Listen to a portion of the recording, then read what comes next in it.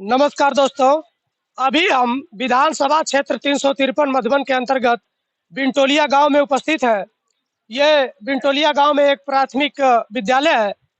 यहीं पर आज तकरीबन 3-4 गांव के लोग एकत्रित हुए हैं और इनकी समस्या मैं बता दूं, ये बाढ़ प्रभावित इलाका है। हर साल बाढ़ आती है, इनके घर कट जाते हैं, बह जाते हैं और सरकार के द्वारा कोई ठोस कदम इन लोगों के लिए आज तक नहीं उपलब्ध कराया गया। जैसे ठोकर बनाने का काम और अन्य भी चीजें, जैसे बहुत लोगों का घर इस बाढ़ में कट कर बह गया था, उन लोगों को अभी तक घर मुहैया नहीं कराया गया है। यहाँ के लाचार बेबस लोग जो गरीबी रेखा में जीने वाले लोग हैं, इनसे मेरी बात होगी और जाना जाएगा कि ये किस लिए इतने लोग एकत्रित हुए हैं, क्या इनकी समस्या है, सरकार इनकी सुनवाई क्यों नहीं करती है। यहाँ के नेता मंत्री विधायक जो होते हैं वो इनकी समस्या सुनने आते हैं कि नहीं आते हैं, इस विषय में बात होगी। क्या नाम है आपका? हमारा नाम श्रीकांत है साहब। हमारा बिनटोलिया घर है।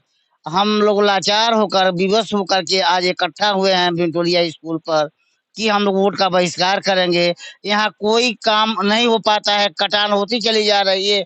सरकार कोई ठोस कदम, हम लोग पक्के ठोकर की हमेशा व्यवस्था मांग करते हैं। अगर पक्का ठोकर हो जाएगा तो हम लोग का गाँव बच जाएगा, नहीं तो कटते चला जा रहा है। ये लोग केवल आश्वासन देते हैं, कोई काम नहीं करते हैं, जिसकी वजह से गांव कटता चला जा रहा है। इस साल भी कट जाएगा जो बचा खोचा है, अगर व्यवस्था तत्काल नहीं हुआ तो कट जाएगा।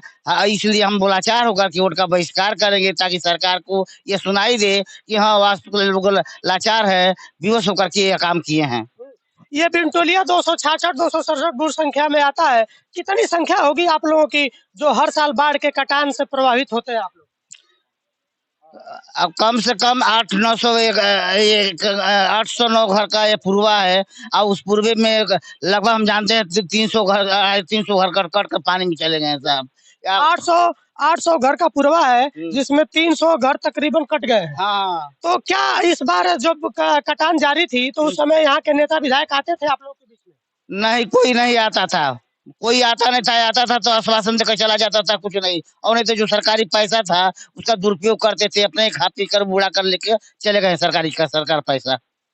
क्या आप मांग करना चाहेंगे सरकार से, क्योंकि चुनाव का समय, आचार संहिता लगा हुआ है? हाँ। अब आने वाली सरकार से आप किस तरह की मांग करना चाहेंगे? हम सरकार से ही मांग करेंगे कि सबसे पहले तत्काल पक्का ठोकर की व्यवस्था कराया जाए, नहीं तो गाँव कट जाएगा। चलिए, मैं अभी जहाँ पे खड़ा हूँ ये बिनटोलिया है। ये पिछड़ा एरिया माना जाता है, पिछड़ा क्षेत्र है। अभी आप बिनटोलिया की दशा को देखेंगे तो अधिकतर लोगों के जो घर है वो मड़ई के ही घर है। जो सरकार द्वारा वादा किया जाता है कि हम आवास दे रहे हैं, अब 2022 तक कोई ऐसा घर नहीं बचेगा जिसको हम आवास से लाभान्वित न करें। लेकिन जमीनी स्तर पे जब आप आएंगे, जमीन पर आएंगे, तो आज भी आपको झुग्गी झोपड़ियां देखने को मिलेंगी। क्या नाम है सर आपका? मेरा नाम ओम प्रकाश यादव है। कहाँ के रहने वाले हैं और आपकी मांग क्या है? हम बिनटुलिया के रहने वाले हैं। हमारी मुख्य मांग ये है, मांग क्या है मतलब ये कि हम लोग मांग तो बहुत किए हैं। बहुत पहले से लोग आते थे, वोट देते थे, हम लोग चले जाते थे। वादा भी नेता करते थे कि हम आप लोगों का पक्का ठोकर बनवा देंगे, रिंग बांध दे देंगे। लेकिन ऐसा देखते देखते 300 घर हम लोगों का नदी में कट के चला गया, कोई व्यवस्था नहीं हुई। क्या क्या स्थिति है? जो 300 घर कटे हैं उनको कहीं दूसरे जगह जमीन मुहैया कराया गया या आवास दिया गया है?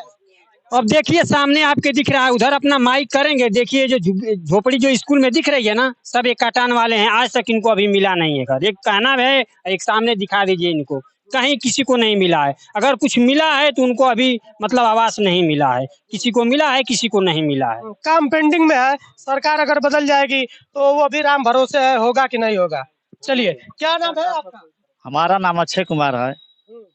क्या समस्या है, किस लिए आप लोग इतनी भीड़ लगाए हैं? अमान का समस्या ही बसा हो। पहले तो आपको धन्यवाद देता हूँ, आप आए हम लोगों के बीच में, हम लोगों से बात की, हम लोगों की समस्या को जानने की कोशिश कर रहे हैं। हमन का ही समस्या बा कि हमन का ही बाढ़ प्रभावित इलाका हो। ये जब बाढ़ आवेला हर साल लोग पानी में बह जाला। 3 साल से कटान लगल बा गाँव में। गाँव हर साल गिरता न सर, नेता लो आई लो लंबा लंबा वादा करके चल जाइलो, अच्छा सरकार हमार बनत है तो ये करा दे वो करा दे, लेकिन आज ले कुछ भइल ना। अगर कुछ पैसा पास होता, सुने में आवेला कबो हमन के कोनो जानकारी नहीं है वो विषय में, लेकिन कबो सुनाइल कि 12 करोड़ पास भइल बा, कबो 22 करोड़ पास भइल बा। लेकिन वो कहीं लौकल ना पैसा। एगो मशीन आइल बा बालू फेंके वाली, तो उ खाली पानी फेंके ले, वो थोड़ी दूर फेंकला से फेंक के चल गए। और 3 साल से ही गाँव कटता, जब गाँव की बाहर जमीन कटल है, जोताऊ घूम तौले तो ठीक रहल, लेकिन अब गाँव में ढुकल बा 2 साल से। और 2 साल से हर साल 150 घर गिरते बा, लेकिन आज ले कौनो सुनवाई ना बा। ऐसे हमन का ठानले बानी जा कि अब वोट बहिष्कार कइल जा। अगली साल तो अगर ये रवैया रहल तो बुथवे ना रही, तो वोट कहाँ दिहल जाई। चलिए, इनके द्वारा ये बताया गया है कि कोई मशीन लगाई गई है जो कहाँ है इस समय वो अरे यहाँ से नदी में, और 22 करोड़ रुपए उस मशीन को दिखाकर पास कर लिए गए उसके डीजल के लिए। अब सोचिए 22 करोड़ रुपए डीजल के लिए पास कर दिए गए और काम कुछ नहीं हुआ है। तो कहीं ना कहीं ये जांच का विषय है। यहाँ के लोगों को चूतिया बनाने का काम करता है शासन प्रशासन, नेता विधायक जो भी होते हैं यहाँ के। 22 करोड़ रुपए डीजल के लिए पास करवा के घोटाला ही उसको कहा जाएगा। इस तरह की प्रक्रिया होती है। ये देखिए, जमीनी स्तर पर जब आप खड़ा होकर लोगों से बातें करेंगे, उनकी दुख तकलीफ को जानने की कोशिश करेंगे, तो आपको पता चलेगा कि बड़े बड़े घोटाले किए जाते हैं। गरीबों के नाम पर पैसे पास करवा के 22 करोड़ रुपया, आप ये छोटी मोटी रकम नहीं होती है। 22 करोड़ रुपए डीजल के नाम पर असूली कर दी गई है।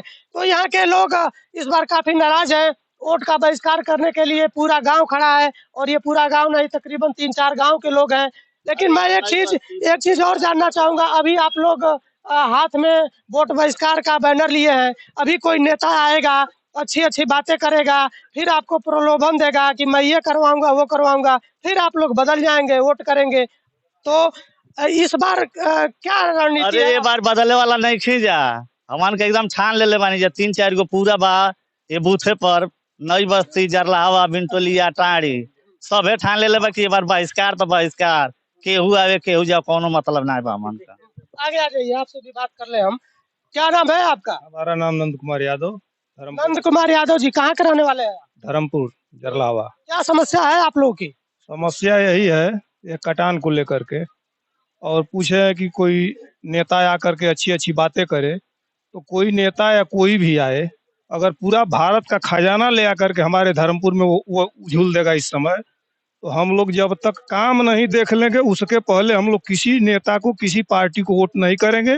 जब तक कि हम लोगों के यहाँ कोई काम नहीं दिखाई देगा, तब तक हम लोग इस वोट का बहिष्कार करेंगे, और हमेशा करते रहेंगे अगर इसी तरह से हम लोग रहे तो। चलिए, मैं लास्ट में यही कहूंगा कि यहाँ का जो भी नेता हो, चाहे वो विधायक हो, मंत्री हो, यहाँ के लोगों पर ध्यान दे, यहाँ के गांव का ध्यान दे। आप मधुबन विधानसभा में जब भी कदम रखेंगे, मधुबन विधानसभा के बारे में आप जब जानेंगे, तो आपको पता चलेगा कि यहाँ बदहाल पड़ी हुई सड़कें, टूटी हुई सड़कें, ना कोई मेडिकल कॉलेज है। ये मतलब आप पूरे विधानसभा की मैं बात कर लूं तो ये बहुत ही पिछड़ा एरिया है, बहुत ही पिछड़ा इसको माना जाता है। तो अब मैं चाहूंगा कि यहाँ एक तेज तर्रार नेता की जरूरत है, यहाँ विकास की जरूरत है। यहाँ के लोग आज भी बहुत पिछड़े रह गए हैं। एक बार मैं फिर इन लोगों को दिखाना चाहूंगा कि ये कई गांव के लोग आज एकत्रित हुए हैं और ये वोट बहिष्कार किए हैं। ये मधुबन विधानसभा में मैं बिंटोलिया बिशुनपुर की बात में कर रहा हूँ। बहुत बहुत धन्यवाद।